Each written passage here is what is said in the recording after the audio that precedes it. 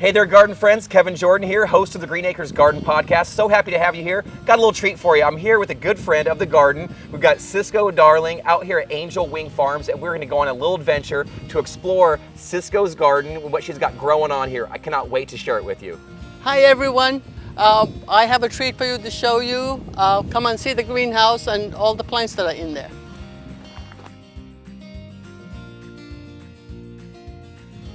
So Cisco, can you tell us a little bit about why this garden exists and where all this wonderful produce goes to? Well, we have a restaurant named Gate at the Rancho Maria Inn and Spa, and the chef comes here once a week, and he designs the menu around the garden.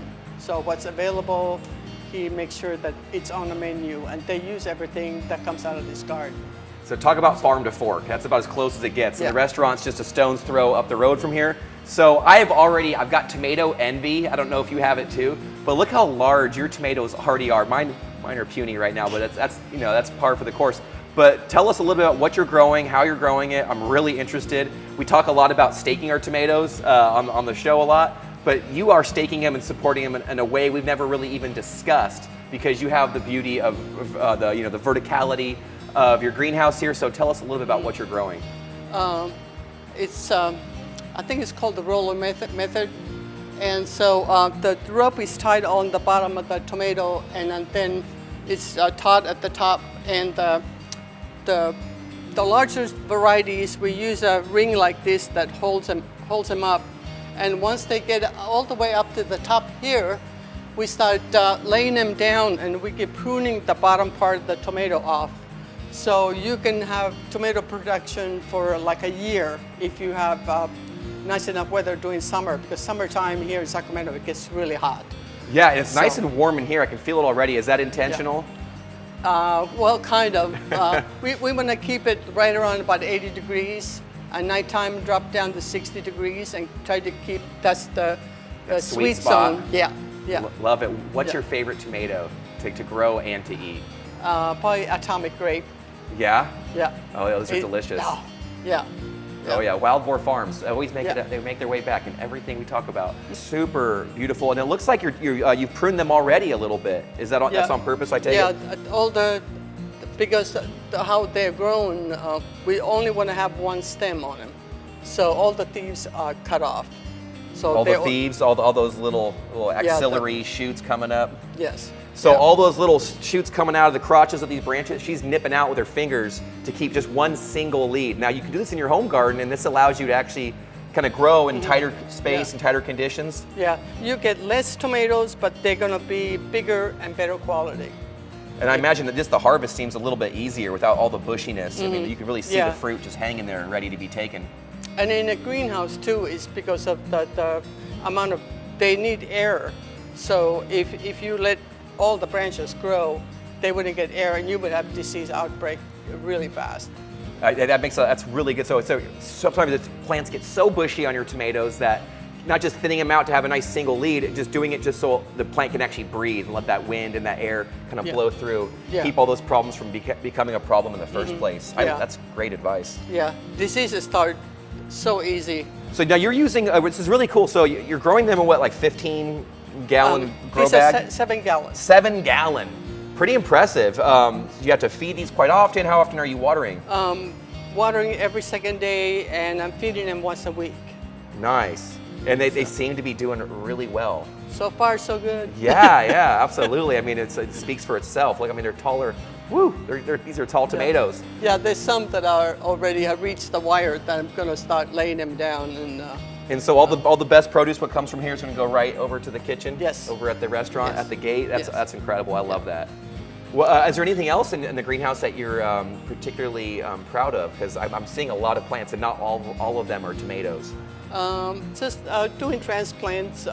It's that time of year. It's kind of fun because the chef is going to have some special functions with the Indian food. So I picked some varieties of eggplant that are not bitter, because that's usually the issue with the restaurants with the eggplants. You know, that they have to soak them and are these going to go outside in your raised beds? Yes. Yeah. These are all just transplants that are going to go outside. Yeah. Great. Now, and I saw you mentioned you were actually already growing microgreens as well. Can we take a look at that? Yeah. And look at- this cart is for, I wheel it out every day and then getting them used to hardening them off. Oh, that's great. So they don't go into shock once they're planted outside. I can see how that would be a problem if you didn't, because it's Yeah. so like warm and toasty in here, and it's like they get a little chilly out Yeah. there. Yeah. So good to get them warmed up to and it. the greenhouse is great also for keeping tropical fruit. This is a Buddha's hand. Oh, And gorgeous. So I've been going you around gotta see with this. the This is paintbrush and Hand pollinating? Yeah. That is Yeah. a labor of love if because I've ever we seen don't it. have any bees in here. So That is gorgeous. Yeah. And it looks, so are they using that for zest, or is that all just Yeah. for beauty? Yeah, use it for zest. Yeah, there's actually one really nice Oh, one. wow. That's huge. Oh, it's Yeah. gorgeous. That is so cool. And they get fairly big. It's like, Yeah. it's really cool to see yeah, them when like they're a ripe. whole, like a hand size. Yeah. And you've got a few on the way, so Yeah. there'll be no shortage there. Yeah. This is great. Yeah. Oh, yeah. Transplants. Tomatoes on the way. And look And at these then- orchids. We had an orchid episode a few months back, and this is a great example of why you don't give up on your orchids. Yeah. The Murrieta Inn has a reception desk has a orchid. So when it's done blooming, I bring it here and get them to rebloom, and then I can take it back over there. Look how big this single orchid plant is, if you don't mind me picking it No, up. go ahead. This thing, look at that. This thing's a monster. Look at that. Now, you think, look at those roots. Look at those roots, those aerial roots. That is awesome. That is such a healthy plant. Yeah. I don't know what you're doing, but you're doing it right. Microgreens are started on heat mats and first under weights, and then once they're done with when they're put under the lights, I take them out. The heat mats are off, so get them used to. Some purple, Yeah. opal basil. Yeah, yeah, That looks great. Oh, that smells so good, I'm sure. yeah. Oh, yeah. Yeah, fennel, chives. Oh, yeah. The goal is to me to have enough herbs here that the chefs don't have to buy anything from What's their favorite to use, you think? rosemary.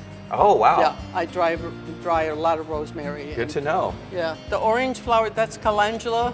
That was like, I don't know, 5 gallons of flowers altogether. They've been dried, and that can be made into powder and used as a garnish, or you can soak those in vinegar and make dressing out of it.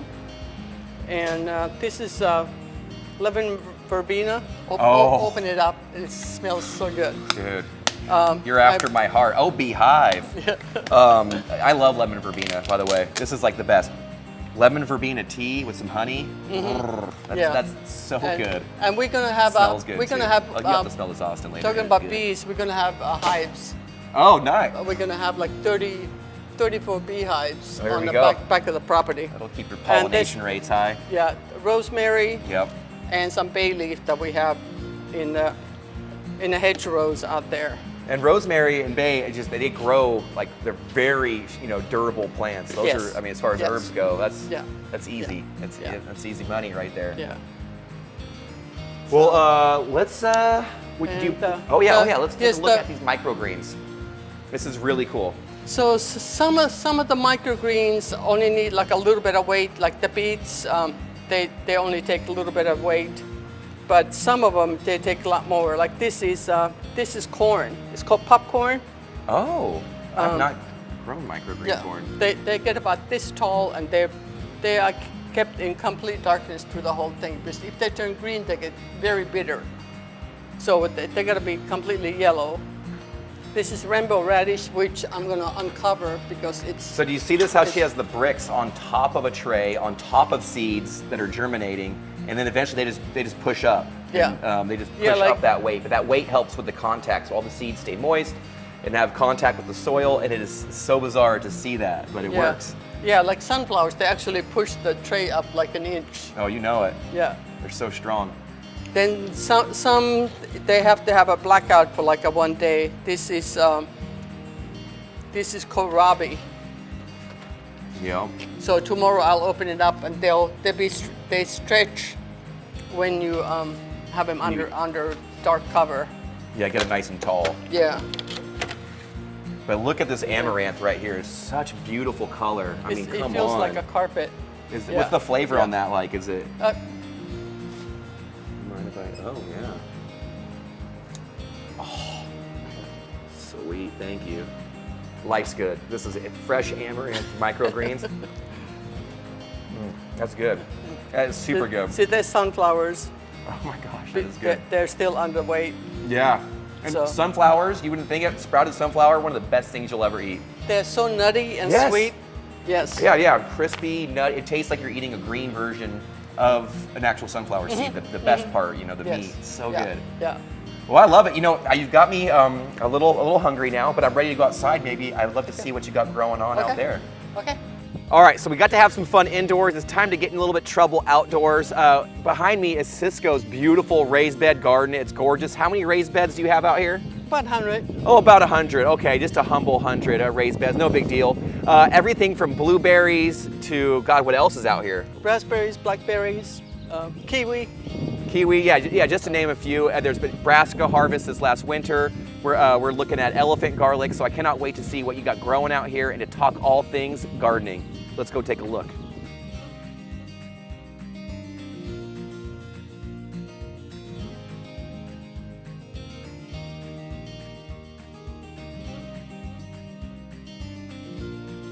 So as you can see, this garden is magnificent. There's actually so much more to it. I'm really loving the different setup you got here. Everything's got drip system already set into it.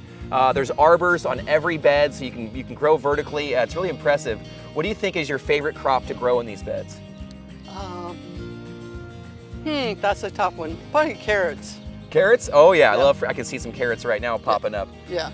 Yeah, that nice deep soil. Yeah. Yeah. The love- rainbow one especially. I'm sure they love that in the restaurant, the yeah, chef. yeah. So what are we going to be looking forward to having on the menu this summer? What can I'm going to plan my visit to the restaurant. For the summer, the chef is making chips out of the elephant garlic, and there's going to be lots of tomato dishes. Of course, there's going to be roasted carrots, fresh like salsa, the tomatoes, and we have cilantro, and we have lots of edible flowers too, like the chives. We can use those for dishes, and then all the herbs that we also use there. Well, this is gorgeous. I want to thank you so much for giving me a tour. What do you think is the most important thing to consider if someone's growing at home in a raised bed? I know it's a fantastic way to garden because I love all that deep soil. You know, you're not bending over and doing so much effort. But what do you think is the most important thing to consider in keeping that raised bed healthy and having plants in it that are actually going to be productive? Do compost, do no-till. You don't have to turn the soil over. You do just a couple of inches of compost and give them like complete fertilizer before you plant, and you're good to go. And you're good to go. All right. From your lips to God's ears, there we go. Well, I want to thank you so much. That was great advice, and I kind of want to explore a little bit more if you don't mind. Sure.